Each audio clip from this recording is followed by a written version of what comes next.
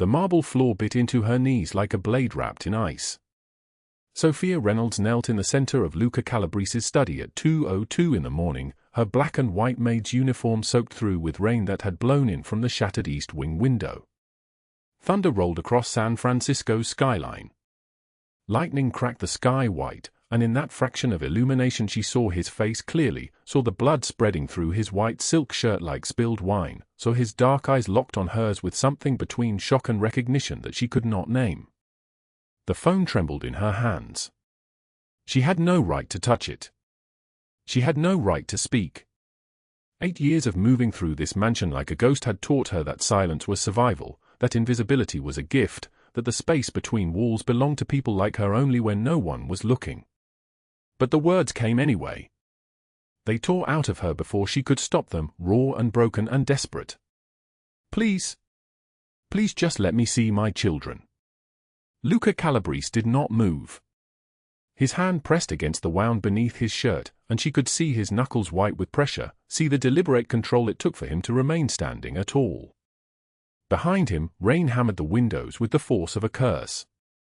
The study smelled like blood and storm and the faint ghost of cologne so expensive it probably cost more than everything Sofia owned. She should have run. When she found him bleeding in the east wing corridor, when she heard the sounds of his men shouting outside and the screech of tires in the driveway and understood that something violent had happened in the darkness beyond these walls, she should have walked away. She should have pretended she saw nothing. This was the way of people like Sofia, the invisible woman, the girl who made $12 an hour and spent it on lawyers she could not afford, the mother who had not held her daughter in 8 years. But she had not run. Instead, her trembling hands had steadied his as she helped him to the study, had found the first aid kit beneath his mahogany desk, had pressed clean cloth against a wound that looked like it had come from a fight meant to end someone's life. And somewhere between the blood and his ragged breathing and the guilt in his dark eyes, the truth had spilled out of her like water through a broken dam. His hand moved slowly toward the phone on his desk. Sofia watched it happen like a scene in a film someone else was watching. His long fingers, adorned with a gold signet ring that probably weighed more than her weekly salary, reached for the black phone with the same deliberate control he used for everything. She had seen him move through this mansion before, had watched him from the corners where the staff lived, and everything about Luca Calabrese spoke of a man who calculated each gesture, each breath, each moment of silence. He lifted the phone. "Give me a name," his voice said. Quiet. Like thunder rolling in the distance. "The name of the man who took your child." Sofia's lips barely moved. Douglas Hale. The name tasted like poison in her mouth. Douglas Hale, who had loved her and then learned to break her. Douglas Hale, whose fists found her in the dark corners of their apartment and whose threats had kept her silent even when the police came, even when she showed them the bruises blooming purple across her ribs like some kind of terrible map. Douglas Hale, who had taken their daughter Emma when Sofia finally tried to leave, who had testified in court that she was an unfit mother, whose lawyers had been so much better than her public defender that the judge had given Emma to the state while the custody case dragged on and on and on. 8 years. Luca Calabrese dialed. Sofia watched his finger move in the rotary, watched him wait for the connection, watched something shift in his chest as whoever answered picked up on the other end. His voice remained steady, but beneath it ran a current of absolute authority, the kind that made men obey without question. "I need information on a man named Douglas Hale. Personal background, employment, current location, associates, financial status, everything. I need it by dawn." He paused. "I know." "Still do it." Another pause. "No, this is not business. This is something else." He set down the phone. The room fell silent except for the percussion of rain against glass, except for the distant sound of his men shouting orders in the driveway, except for the sound of Sofia's own breathing, sharp and terrified and full of hope that felt like a curse. 8 years? Luca asked. Sofia nodded. She could not lift her eyes to meet his. "I have not seen her since she was 4 years old. She was so small. She had just learned to count to 10. She would hold up her fingers and count them over and over. 1, 2, 3. She would laugh every time she reached 10, like it was a miracle. "How much do you need?" "To get her back?" "To pay the lawyers and the court fees and the guardian evaluation." Sofia's voice broke like thin ice. $125,000. I need it in 2 weeks before the adoption becomes final. Before someone else becomes her mother. Before she forgets me entirely. Luca Calabrese stood. The movement cost him. She could see the way his jaw tightened, the way his free hand pressed against his wound, but he straightened to his full height anyway. 6'2", broad-shouldered, built like a man who had spent his life understanding violence. His dark eyes held hers for a moment that stretched like an eternity. "Then we will get your daughter back," he said. "Because no child should be invisible. And no one who hurt you should be allowed to breathe." Sofia felt something break open inside her chest, some locked door she had sealed shut 8 years ago when the judge had looked at her without seeing her, when Douglas had smiled in the courtroom knowing he had won, when she understood that the system itself had become a weapon against her. But what she did not understand, what could not have prepared her for the moment ahead, was that a single phone call in the darkness of a bleeding man's study would set in motion a sequence of events so devastating that 2 people, one a monster she knew, one a monster she did not yet know, would learn that there were consequences for making someone invisible. The thunder rolled again. And somewhere in the city, in a foster home where a little girl slept with her mother's name on her lips like a prayer, the machinery of fate began to shift. Before we continue, drop a like if this story hits you. Share it with someone who needs to hear it and subscribe so you don't miss what's coming tomorrow. Now, let us go back to the beginning. Let us return to 8 years earlier, to the moment Sofia Reynolds learned that sometimes the law protects the wrong people, and that sometimes the only escape from a nightmare requires becoming invisible in a different way. The clock in the kitchen of Sofia's apartment read 3:17 in the morning, but she had not been asleep. Sleep was a luxury that required safety, and safety had died the night Douglas Hale came home angry about his dinner. She sat on the worn tile floor with her daughter's small hand in hers, Emma not yet awake, her 4-year-old body curled into the hollow of Sofia's lap like she belonged there. Which she did. Which she always would, no matter what any court would later say. Sofia had exactly $34 in her wallet. $34 stood between her and nothing. Not enough for a hotel. Not enough for a bus ticket out of the city. Barely enough for groceries. She had counted it 3 times, the bills worn thin from handling, the coin sticky with the residue of a life spent choosing between food and rent, between medicine and electric bills, between staying alive and staying sane. She had not eaten in 2 days. The bruises on her ribs throbbed in the darkness like a second heartbeat. Yesterday she had worn long sleeves in August to hide the finger marks on her arms. Today she had told her supervisor at the restaurant where she worked as a hostess that she had the flu. She had called in sick from a hospital emergency room where a nurse with kind eyes had documented everything on forms that would later be lost in a system that did not care, in courts that believed Douglas Hale's lawyer more than they believed her. Emma stirred. Her small voice, thick with sleep, whispered, "Mommy, my legs hurt." Sofia pulled her closer. Emma's legs hurt because Douglas had dragged her across the kitchen when he was angry about something, some small thing, something trivial, something that gave him permission to hurt people smaller than himself. That was when Sofia decided. She would leave. She would take Emma and they would run. It did not matter that she had nowhere to go.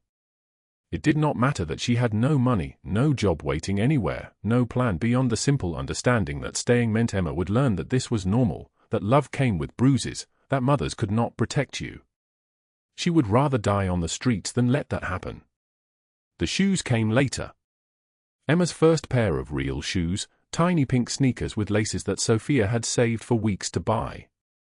Emma had worn them for exactly 2 weeks before Sofia packed a single bag at 4 in the morning while Douglas slept off a whiskey bender, while Emma held her stuffed rabbit and asked no questions, while Sofia's hand shook so badly she could barely tie the laces. The shelter was 3 blocks away. A woman at the hospital had written the address on a piece of paper and pressed it into Sofia's hand with a look that said she understood. She did understand. She had seen dozens of women like Sofia, broken and desperate and trying to save their children with nothing but determination and fear. The shelter had space for 1 week. 1 week to find a job, to find a lawyer, to find a way to keep Emma. 1 week before they would have to leave, and after that, the streets. But Douglas found them on day 6. He came to the shelter with a court order and papers and a story about an unfit mother who had abandoned her responsibilities, and the police arrived with him, and Sofia watched from across a room that smelled like industrial cleaner and broken dreams as they took Emma away. She watched her daughter's face as the social worker explained that she would stay with nice people in a foster home, that mommy needed to get better, that this was temporary. Emma had not understood. Neither did Sofia. The legal process destroyed her slowly, piece by piece. Public defenders who did not believe her. Judges who looked at Douglas Hale in his pressed suit and saw a respectable man, while they looked at Sofia in her worn clothes and saw a woman who could not get her life together. Letters denying her custody. Forms filled out wrong because she could not afford legal help. 8 years of being told that she was not good enough, that she was not fit, that her love meant nothing against the machinery of a system that had decided she was invisible. And then one August night, 8 years later, Sofia had stumbled into a study where a bleeding man was learning her name. 8 years had passed since Sofia Reynolds stopped believing in mercy. She knelt on the marble floor of the Calabrese mansion at 6 in the morning, her black and white uniform pressed so crisp it crackled when she moved, a mop in her trembling hands and $34 in her pocket. That was everything. $34. Not enough for a week of groceries. Not enough for the bus fare to the courthouse where a judge had decided that a woman with nothing could not possibly love her child enough. The fluorescent light in the East Wing hallway buzzed like a dying insect, and Sofia moved through the shadows like a ghost, quiet, faithful, invisible. This was all she had become. A woman who mopped floors before the world woke up, a woman with scars mapping 8 years of hidden violence across her back beneath starched cotton, a woman who had learned that the system was not designed to save people like her, it was designed to erase them. She had been 24 years old when she walked into the police station. Emma was 3. Douglas Hale had left bruises on her ribs in the shape of his fists, and there had been witnesses. Her neighbor, Maria, had heard her screaming through the apartment walls. Sofia had been young enough then to believe that proof mattered. That screaming would be enough. That someone would help. The officer behind the desk had barely looked up from his computer. His name tag said Martinez. He was eating a donut, and powdered sugar clung to his upper lip. Mr. Hale says you attacked him first. His cousin works in the DA's office. You have any witnesses? Sofia's voice had broken. Broken like everything in her life was breaking. My neighbor heard me screaming. She heard everything. Officer Martinez had shifted in his chair, the leather creaking beneath his weight. She didn't see anything though, did she? Didn't witness the actual altercation. No, but without visual confirmation of him being the aggressor, this becomes a he-said-she-said situation. He had slid a form across the desk toward her, unmarked, unsigned. His eyes remained fixed on the computer screen. We'll file a report, but I'm going to be honest with you, with his family connections and your circumstances, a prosecutor isn't going to touch this. Circumstances. That was what they called poverty.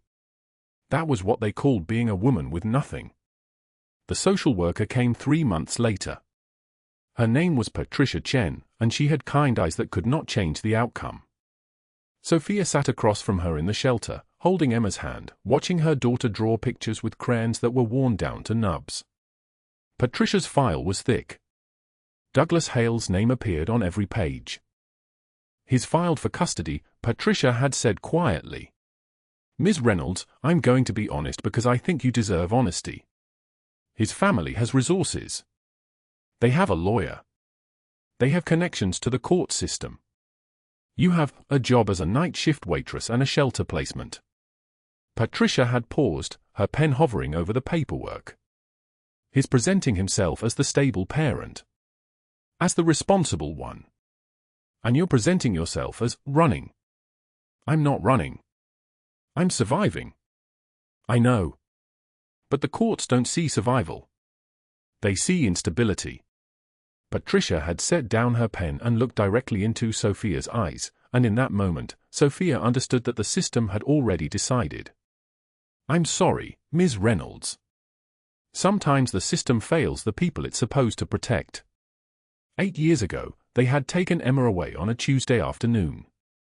Sofia had watched from across a room that smelled like industrial cleaner and broken dreams as a social worker explained to her daughter that Mommy needed to get better, that Emma would stay with nice people in a foster home, that this was temporary. Emma had not understood.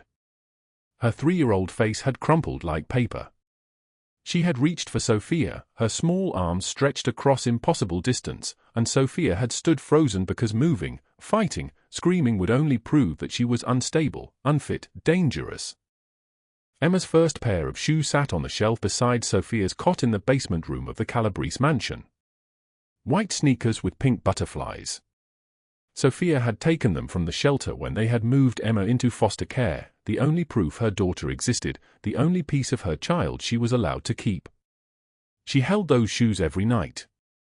She whispered promises to them. She measured time by the distance between where Emma was and where Sofia had nothing. The legal process had destroyed her slowly, piece by piece. Public defenders who did not have time for her case. Judges who looked at Douglas Hale in his pressed suit and saw a respectable man, while they looked at Sofia in her worn clothes and saw a woman who had failed. Letters denying custody. Forms filed incorrectly because she could not afford legal help. A lawyer who had told her the truth at the initial consultation, $500 just to start, $2,000 to go to trial, and no guarantee of success. Sofia had been making $9 an hour. The mathematics of her situation was simple and unchanging. She would never have enough. So she became invisible instead. She took a job cleaning the Calabrese mansion, working 6 in the morning until 2 in the afternoon, then another job at a diner from 3 until 11 at night. She slept 5 hours on a cot in a basement room with no windows. She ate the leftovers from plates that other people had left behind. She saved every dollar, every cent, tracking the money in a small notebook like it was holy. $34. That was what 8 years of this had earned her. Douglas's threats kept her silent. He had told her, in the last conversation they had ever had, that if she tried to find Emma, if she tried to take his daughter away from him, he would make sure she never saw daylight again. That he had friends. That he had reach. That she would disappear in a way that the police would not bother investigating because people like her disappeared all the time. The scars on her back had faded from purple to silver over the years, but they had never stopped throbbing. They had become part of her, like her name, like her grief. She had learned to hide them beneath the uniform. She had learned to keep her head down. She had learned that survival meant becoming so quiet, so small, so invisible that no one would notice her at all. It was August when the storm came. The heat had been suffocating all week, 103 degrees, temperatures that made the city's poor sleep in the parks and on the streets because their rooms were concrete ovens. But Tuesday evening, the sky split open. Rain came in sheets, thick and violent, pouring down Market Street like the sky itself was bleeding. The mansion's east wing flooded within an hour.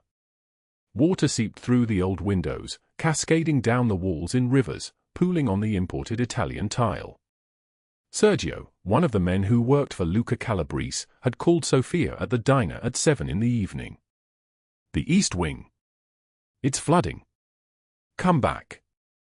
Sofia had hung up the phone, changed out of her diner uniform, and caught the bus back to Pacific Heights. The rain was so thick she could barely see the driver's face. The bus moved slowly, windshield wipers unable to keep up with the deluge. Sofia clutched her jacket around her shoulders and thought about the water damage, about the boss's anger, about whether this would cost her the job.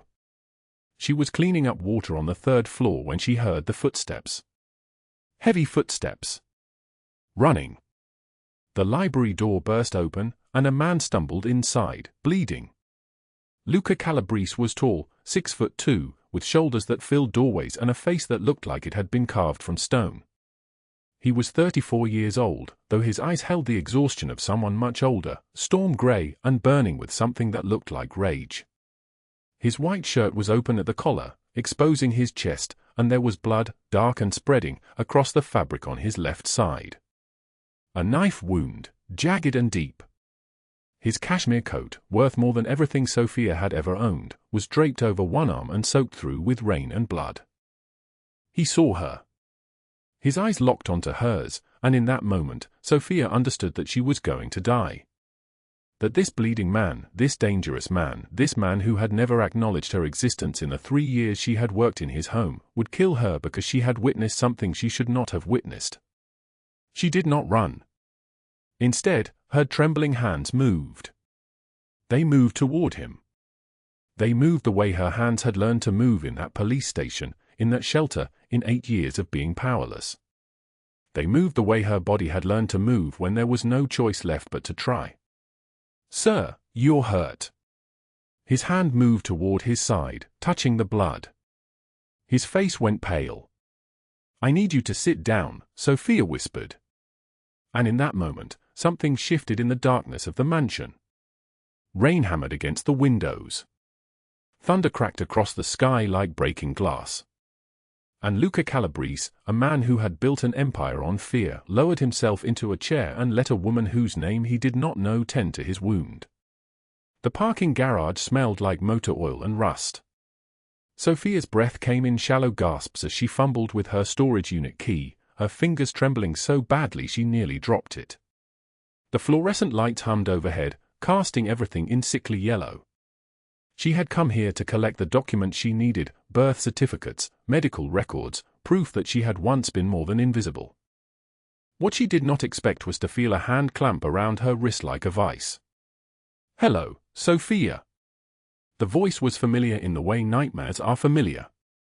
She spun around and there he was, Douglas Hale, her ex-boyfriend, the man whose fists had taught her what it meant to break.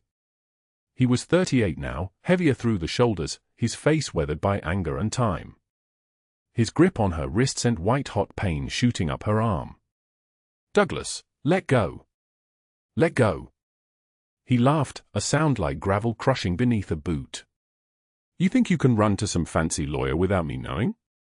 You think you can suddenly decide to fight for Emma after 8 years of nothing?" Sofia tried to wrench away, but his other hand shot up, fingers closing around her throat. Not hard enough to crush, but hard enough to remind her that he could. This was always his way, control through the promise of violence. "Emma doesn't even remember you," he said, his breath hot against her face. "You show up with some money, acting like a mother? She'll spit on you. The system already proved you're unfit. Nobody wants you, Sofia. Nobody ever will." The words hit harder than his hands ever could, but Sofia had learned something in 8 years. She had learned that some predators expected prey to stay broken. Her knee drove up fast, connecting with his groin exactly the way the shelter counselor had taught her all those years ago. Douglas's grip loosened. Sofia didn't wait to see what came next. She ran toward the elevator, her heart hammering like something trapped in a cage, her mind screaming one thought over and over: he knows. He's still watching. She didn't see him pull out his phone and make a call as she disappeared into the stairwell. Back at the mansion in Pacific Heights, Sofia's hand still trembled as she folded linens in the laundry room. The soft sound of fabric whispered beneath her fingers, but her mind was elsewhere, cycling through images of Emma's face, Douglas's grip, the butterfly shoe sitting in her uniform pocket like a talisman that hadn't worked. The door opened. Luca Calabrese stood in the doorway, and the room seemed to shrink around him. He wore a fresh black suit, his white shirt pristine, but she could see the slight stiffness in how he held his left side. The knife wound. She had cleaned it last night with hands that wouldn't stop shaking. Sofia. Just her name, but the way he said it made her look up. "Tell me what happened." She told him about the parking garage. About Douglas's threat. About the way he had said Emma would spit on her. Luca's jaw tightened with each word, a muscle flexing beneath his skin, and when she finished there was a silence so complete she could hear the dryer humming in the next room. "He will not touch you again," Luca said quietly. Then his phone buzzed. He read something, his expression darkening like a storm rolling in. "But there is something else." My people found something when they ran background checks on Hale. Sofia's chest tightened. There was always something else. There was always another way the world could collapse. A woman named Margaret Harrington. She sits on the board that oversees Emma's foster placement. Luca's voice was ice now, each word measured. She has been blocking every custody petition you filed. Deliberately. There are emails. She flagged you as unstable, rejected your applications before they were even reviewed, even though you have never met her. The room tilted. Sofia gripped the edge of the folding table. Why? I don't even know who that is. Because Douglas Hale is her nephew. Family connections run deep in this city, Sofia. Sometimes deeper than blood. At 10 o'clock that night, Luca summoned her back to his study. Sergio and Enzo stood by the windows, and the silence when she entered felt heavy, expectant. The space where blood had dried on marble the night before had been cleaned, but she could still see it if she looked closely. Luca sat behind his desk, his hands folded in front of him, and there was something in his expression that made her understand she was about to be asked to choose something that could never be unchosen. I am going to ask you something, and I need you to think carefully before you answer, he said. Do you want justice through the system that failed you, or do you want justice that actually works? Sofia pulled the butterfly shoes from her pocket.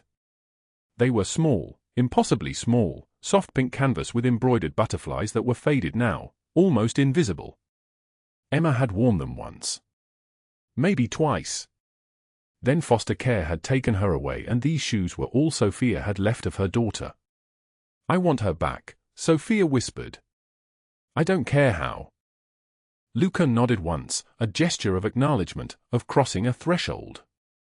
Then I am going to make 2 phone calls. After tonight, Douglas Hale and Margaret Harrington will never threaten you again. But you need to trust me. Completely. Sofia met his eyes and saw something there that terrified her more than Douglas's hands ever could. She saw the capacity for absolute certainty. She saw a man who could reshape the world if he decided to. Why are you doing this? She asked. For the first time since she had known him, Luca's carefully constructed mask cracked. His hands unclenched. He stood and walked to the window overlooking the city. San Francisco spread out below them like a kingdom of lights. When he spoke, his voice was rough, like something rusty being forced to move. Because I grew up watching my father beat my mother until she stopped flinching. She just went numb. I was 7 years old and I watched it happen every night, and I could not stop him. I clawed out of poverty by any means necessary. I built this empire on one promise: no innocent suffers under my watch. Especially not children. Especially not their mothers. Sergio and Enzo exchanged a look neither had seen in 15 years, their boss, vulnerable. Their boss, broken open like something being surgically repaired. She is 11 now, Sofia said.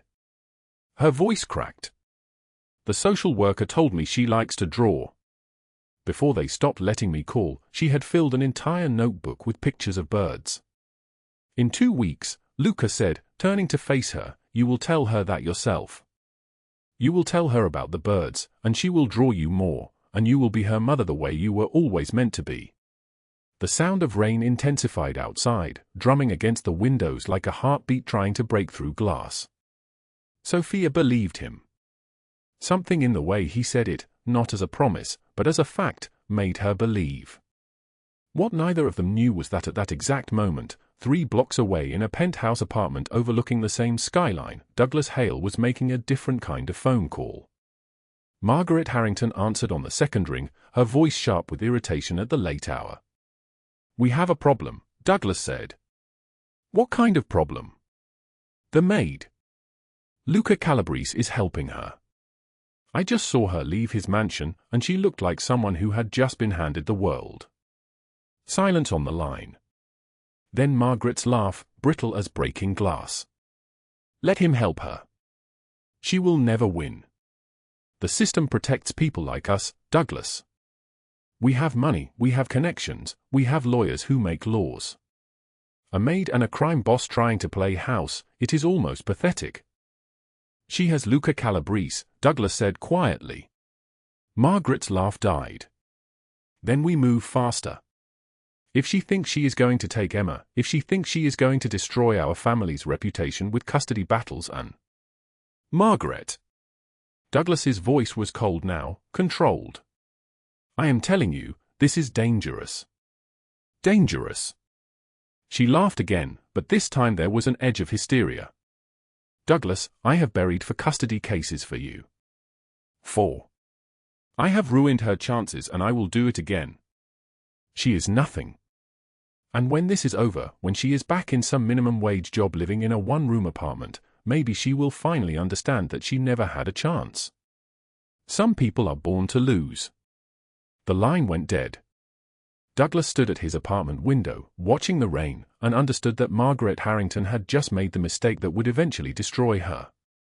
She had believed that power came from connections alone, not understanding that the most powerful connections were the ones forged in desperation, in loyalty, in the kind of love that makes a man willing to burn down the world. Outside the mansion, the storm intensified. Thunder cracked across San Francisco like the sky was splitting open. And in that moment, Luca Calabrese made his 2 phone calls, one to an investigator, one to a lawyer, one to a man whose particular expertise was in making problems disappear. The rain fell harder. The city hummed with electricity. And somewhere in a foster home on the other side of town, a girl named Emma Reynolds dreamed of drawing birds, not knowing that her world was about to change in ways she could not yet imagine. The text arrived at 7:34 in the morning, and Sofia Reynolds read it 3 times before her mind could accept the words. If you don't drop this custody case, Emma gets hurt. We know which school bus she takes. The phone slipped from her trembling fingers. It clattered against the marble kitchen counter in Luca Calabrese's mansion, and the sound echoed through the empty space like a gunshot in silence. She was alone. The household staff had not yet arrived. Just her, in her black and white uniform, reading a threat written to destroy her. Margaret Harrington had sent Douglas everything. Emma's school schedule. The address of the foster home on Ashland Avenue. The time the yellow bus arrived at 8:15 a.m. Every detail a weapon. Every detail proof that they had moved beyond the custody courts and into something far darker, far more dangerous. Sofia's hand shook so badly she could barely hold the counter. 8 years. 8 years of invisible work, of surviving Douglas's fists in the dark, of building a life small enough that he might forget she existed. And now he was threatening the only person who gave that life meaning. Emma. Her daughter. For years old and drawing birds in colored pencil, unaware that her mother had been systematically erased from every legal document that mattered. She ran to find Luca, but he was already in an emergency meeting behind closed doors. She could hear his voice, deep and measured like thunder trapped in a room, speaking rapid Italian to someone on the phone. She did not interrupt. Instead, she stood in the hallway, still holding the phone, watching the seconds tick forward on the marble wall clock. By noon, Sofia's panic had hardened into something darker. Something sharper. She climbed to the terrace on the mansion's east side, the one that overlooked the bay, where rain had begun to fall again, cold August rain that soaked through her uniform like the sky was weeping. The butterfly shoes were in her pocket. The first pair Emma had worn, size 4, soft pink leather with embroidered wings. Sofia had stolen them from the shelter on the day she gave her daughter up to foster care. They were the only proof that Emma had existed, that she was real, that she had walked on earth with her mother beside her. She held them now, standing at the railing, and watched the rain fall into the bay below. The water was dark and endless.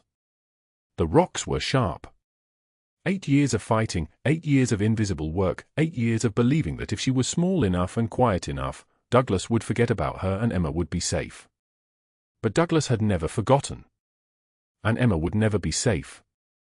Not with him alive.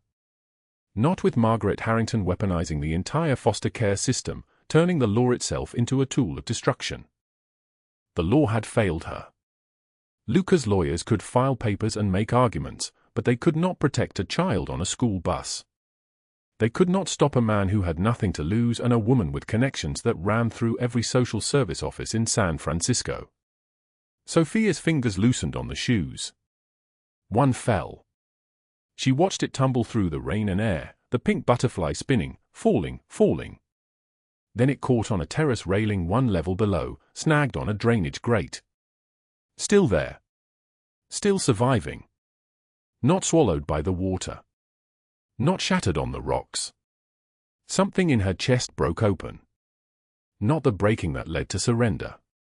The breaking that led to rage. She climbed down carefully. There was a maintenance ladder, old and rusted, and retrieved the shoe, holding it against her heart as rain plastered her hair to her face. Her wet uniform clung to her skin. Water dripped from her fingers. Emma was still out there. Still drawing birds with colored pencils. Still breathing. Still existing in a foster home that could be her home, that should be her home, if the world was just. Sofia had survived 8 years of hell. Broken ribs that had healed crooked. A scar on her right cheekbone where Douglas's ring had cut her open. Hunger. Homelessness. The weight of giving away her child because she was too broken to keep her safe. She could survive this. She would survive this. She turned and walked back inside, drenched and shaking but no longer breaking. What she did not see was Luca Calabrese standing in his study window, watching her retrieve the shoe, watching her stand against the rain, watching her choose to fight instead of fall. And what he saw in that moment, the woman he had protected from the shadows suddenly visible, suddenly furious, suddenly so fiercely alive, triggered something in him that went far beyond the protection of a beautiful woman. It was recognition. Of a warrior. Of someone who had been broken and chosen not to shatter. At 6:24 p.m., Luca found her in the basement laundry room where she had retreated to cry. She was folding sheets, her hands moving mechanically, her eyes red but dry. Crying had stopped. Now she was just moving through time until Emma could come home. "It ends tonight," he said. Sofia turned. His voice carried the weight of a man who had just made decisions that would echo through San Francisco's underworld for months. He wore a charcoal suit with the jacket unbuttoned, the white shirt beneath opened at the collar. His scar, the one that ran from his left eye to his jaw, seemed deeper in the basement's fluorescent light. "What?" she asked, though she already knew what was coming. He showed her his phone. On the screen was an email chain between Douglas Hale and Margaret Harrington. The lawyer was planning to file an emergency psychological evaluation claiming Sofia was a danger to Emma. The documents were forged. Margaret's connections in the Department of Child Services would ensure the filing was processed before Sofia even knew it existed. "If that filing goes through," Luca said quietly, "Emma disappears into the system. You will never get custody. Not in a year. Not in 10 years. Margaret has contaminated every resource that could help you." Sofia's legs felt hollow. She sat on a laundry basket. "How do you know this?" "Because I have people who know things." Sergio intercepted the email 2 hours ago. They are meeting at a warehouse in the Mission District at 10 p.m. tonight to finalize the documents and arrange the emergency filing for tomorrow morning. He paused. "Then what do we do?" His eyes met hers. Storm gray. Unflinching. "We make sure they never file anything again," he said. Sofia understood, in that moment, that she had crossed a line she could not recross. She was asking a man with blood on his hands, figuratively and literally, to use that violence on her behalf. To step outside the law. To become, for her, exactly what he had always been for his empire. A weapon. "Yes," she whispered. At 9:27 p.m., Margaret Harrington stood in a warehouse office in the Mission District, reviewing documents that would erase Sofia Reynolds from every system that mattered. She wore a cream Chanel suit that cost more than Sofia earned in a month. Her hair was silver blonde, pulled back in a tight bun.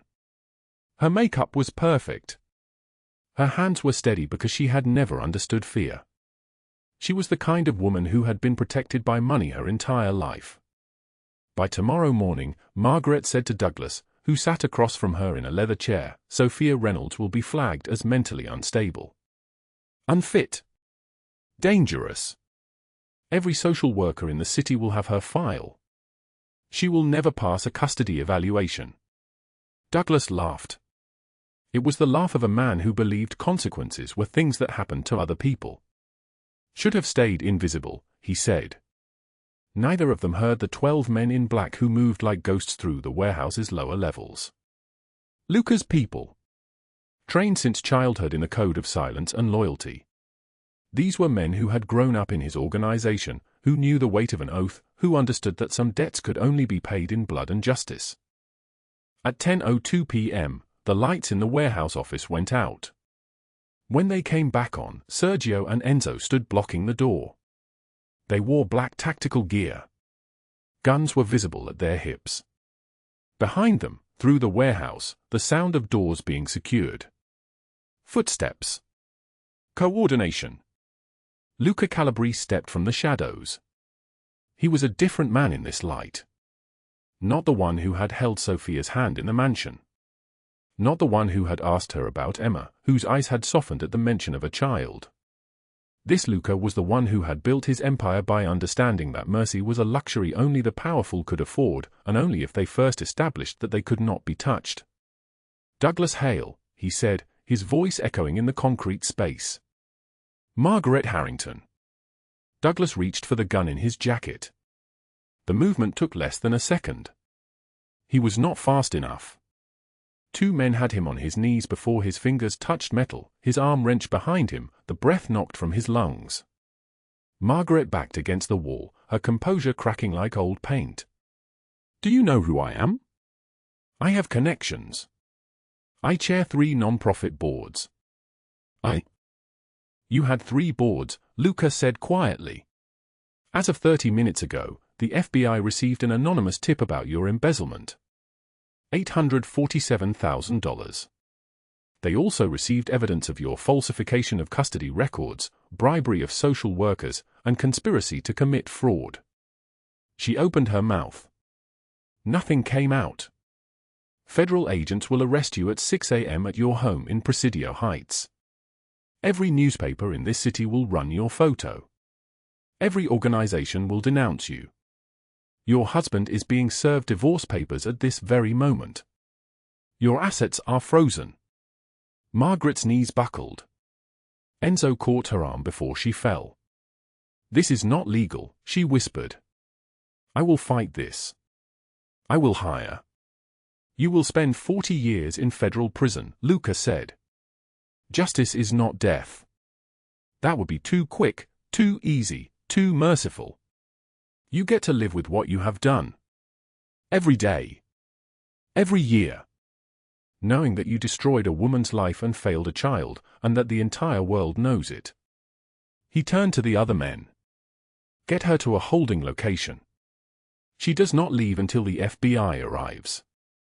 Enzo nodded and led Margaret away, her expensive suit rumpled, her perfect hair coming loose from its pins.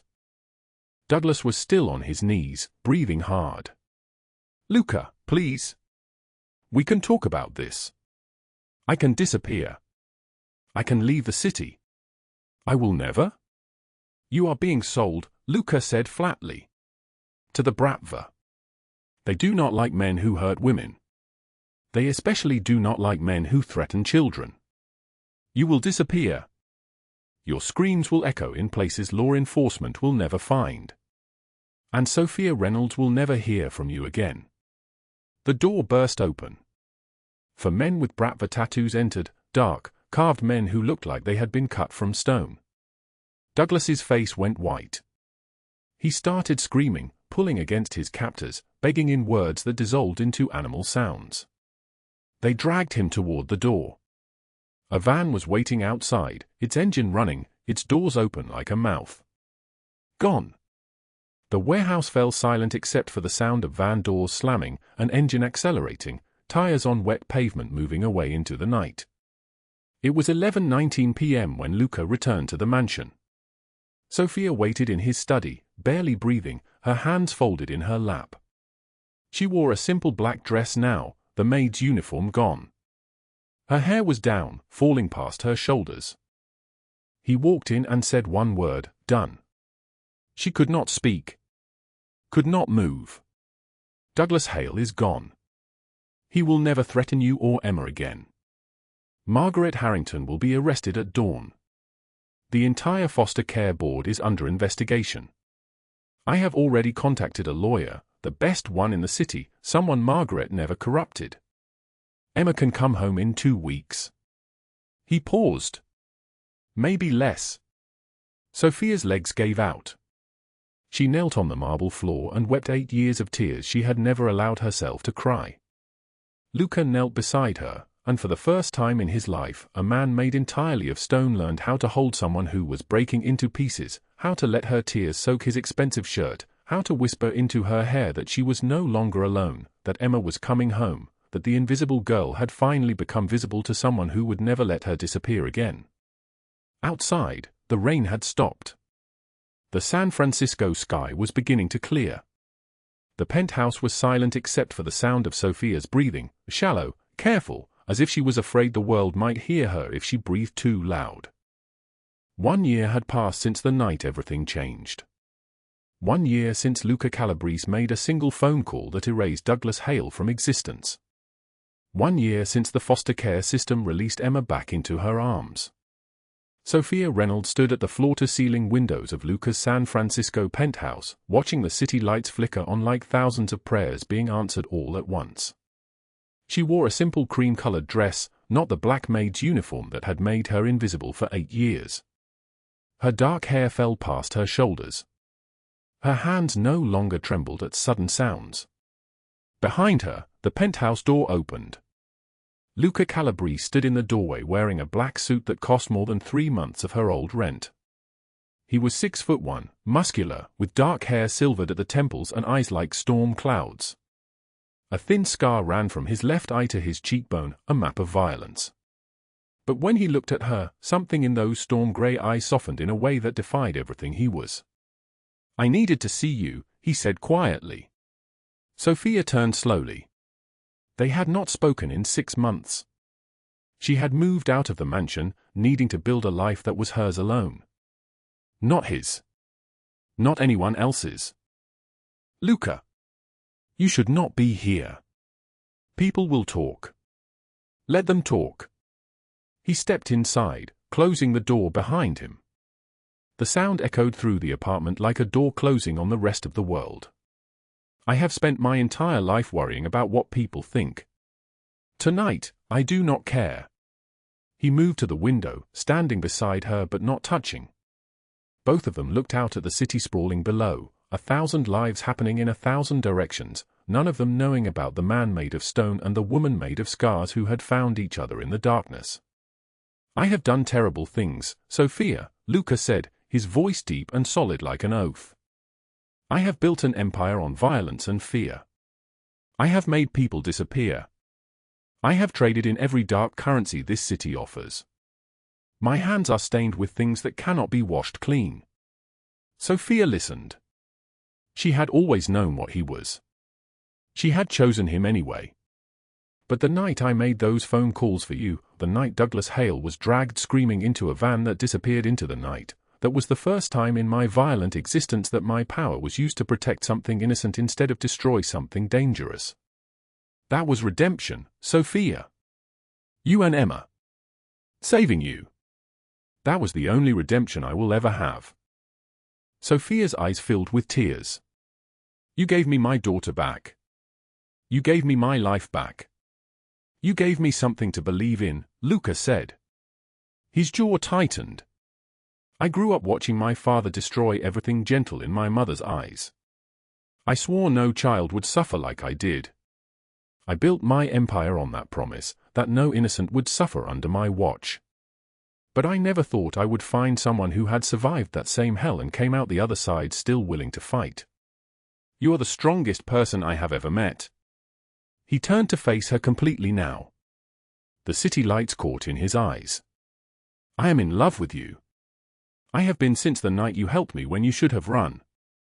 I am not asking you to love me back. I am not asking you to be part of my world. I just needed you to know that you changed me, Sofia. You broke me open and showed me something I thought I could never be, capable of redemption. Sofia looked at this dangerous man who had burned down her enemies and given her back her daughter. She saw what she had always seen beneath the power and the violence, someone who recognized broken things because he had survived breaking himself. I already love you, she whispered. I have for a year. I just did not know if someone like me could be with someone like you. Someone who lives in darkness. Someone like you, or a woman who chose to fight even when the world said surrender, even when the system failed her, even when she had only $34 to her name and 8 years of scars. Someone like you can be with anyone she wants, Luca said. He reached for her hand. She took it. His grip was firm, warm, real. They stood at the window overlooking San Francisco as night fell completely, two people who had survived hell and found each other on the other side.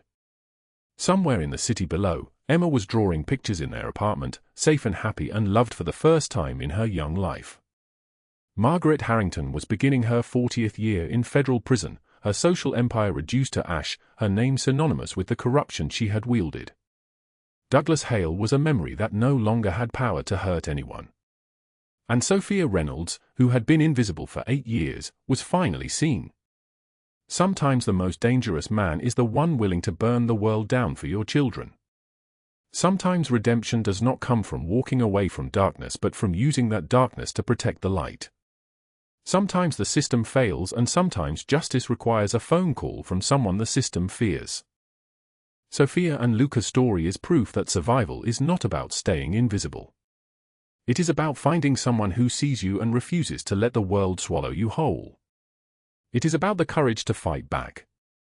It is about the understanding that love can exist in unexpected places, between unexpected people, and that sometimes monsters can become saviors. After the rain, the sky clears. And sometimes miracles come from the most unexpected places.